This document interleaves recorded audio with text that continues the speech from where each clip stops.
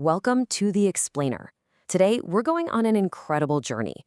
We're exploring a totally fascinating visual framework that actually maps out the phonetic architecture of the English language, and we're doing it all alongside our intrepid guide, Pip. We'll be using his colorful adventure not just as a fun story, but as a systematic tool to really understand how language works.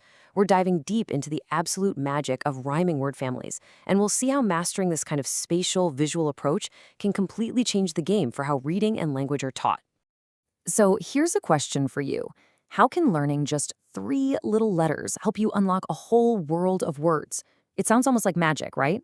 But honestly, this is exactly why today's explainer matters so much.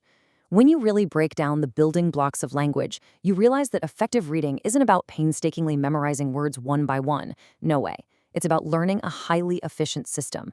By recognizing these phonetic patterns, you essentially get a master key. It unlocks dozens of words instantly, which drastically reduces the brain power needed to read and just skyrockets vocabulary building. Okay, let's dive into this. Section 1. The magic of word families. To really get this framework, we need to know what we're working with. So what is a word family? Well, it's simply defined as words that share the exact same ending sound and letters. You can kind of think of them as relatives in a big linguistic family tree. They might have different starting sounds, the initial consonants, but they all share the exact same genetic code at their core. By organizing language like this, we're taking the really daunting task of raw memorization and turning it into a super streamlined process of pattern recognition. Once you spot that core family structure, reading becomes remarkably predictable. Let's look at a quick phonetic equation to see how brilliant this is. We start with the letter B and combine it with the ending family ump to get bump. Now, just swap out that first letter, change the B to a J. Suddenly we have J plus ump making jump. It's amazing, we've completely transformed the meaning of the word, going from a gentle head bump to a high-flying bounce, all while keeping that exact same rhyming structure perfectly intact. Once you see this pattern, you literally start noticing it everywhere. The framework uses distinct physical environments to anchor these sounds, and we're starting somewhere super active. So are you ready to visit the playground and bounce into our first word family? Let's go! Moving right along to Section 2, the playful ump family. Listen to the rhythm here and notice how that ending sound acts as a firm anchor. We have bump, dump, jump, pump, lump, plump, hump, rump, stump, chump. You hear that? That heavy, bouncing ump sound rounding out every single word. It almost perfectly mimics a basketball hitting the pavement. And that's definitely not a coincidence. It's auditory reinforcement. The heavy sound matches the kinetic energy of a playground, which creates this beautifully predictable pattern for our brains to latch onto. To make this vocabulary truly unforgettable, these sounds are paired with some great visual actions. For dump, imagine a truck pouring out heavy blocks. For pump, think about the physical effort of inflating a flat bike tire. And then there are the silly ones, like a puppy wiggling its funny little rump, or Pip accidentally biting into a plastic apple and acting like a chump. These vibrant, kind of absurd little scenes are actually powerful memory devices. They link abstract text to concrete visuals, making the whole word family stick in your mind. Okay, so we've established that percussive playground energy, but now the environment shifts to give us a totally contrasting pattern. We've bounced through the playground, but what rhymes await us in town? Which brings us to Section 3, exploring the own town. We've left the bouncy playground and stepped into a bustling town, and with it, a totally different linguistic energy. Notice the distinct rounded sound of this family. Down, town, gown, clown, brown, crown, drown, frown, known, shown.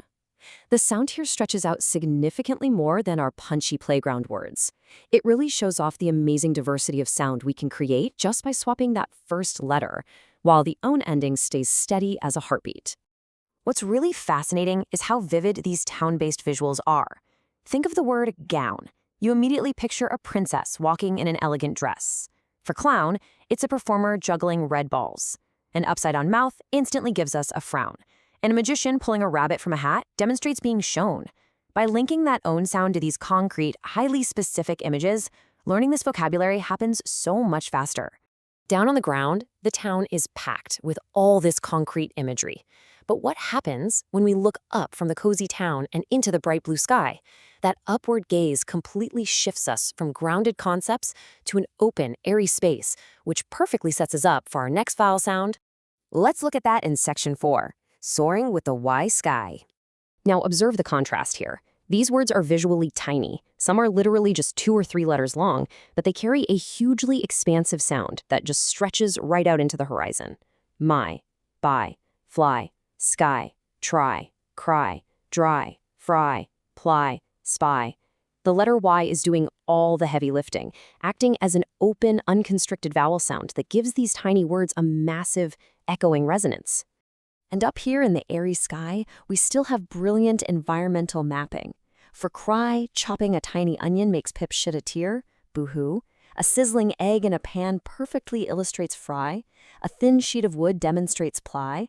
And using a magnifying glass to check out a ladybug clearly defines spy. By tying these expansive, open vowel words to very relatable physical actions, the abstract rules are instantly solidified. Finally, let's bring it all together in Section 5, the power of rhyme. This right here is the absolute core of the whole concept, leveraged learning. By mastering just one single ending sound, whether it's ump, own, or y, you are instantly unlocking 10 or even more brand new words. You aren't doing 10 times the cognitive work, you are doing the work once and applying it 10 times over. It is incredibly efficient. Honestly, it's like a linguistic cheat code for mastering reading. We've seen how identifying rhymes in specific environments creates a wildly powerful learning matrix. So here is my challenge to you.